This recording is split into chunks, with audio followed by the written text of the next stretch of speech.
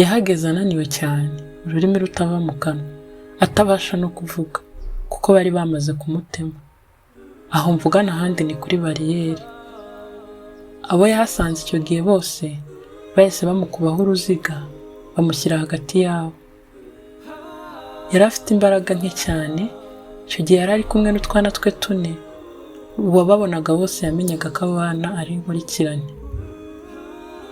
Yari afite imbaraga nke cyane nk'uko nabivuze, abona nta kindi kintu yakora maze yicarira hagati yabo.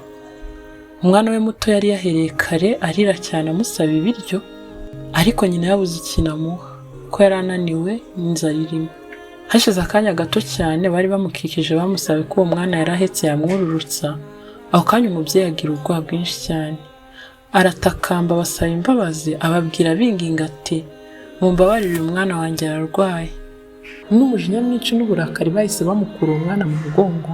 Umubyeyi ubwoba bumwica kurushaho, amabere arikora amanika amaboko ati basi mwabagabo mwe, ndabizi ko munyica pe, ndabibona ko byarangiye, ndabona ko nta hantu namwe nahungira, ndabona ko nta makiri, ariko reka mbisabira akantu kamwe, mumbabarire pe, kunyica munyice, mumbabaze uko mushaka, ariko abana banjye mubareke. Niba namwe mwarabyaye, niba namwe mufite abana bato, ndabinginze abana banjye mubareke. Izo nkuramashyano nazo umuzimu urazica ziti ese wowe urataka iki? Urahomvumvika aho ngaho? Uko niko bamukubita inkoni nyinshi bamutonika n'aho bamutemye.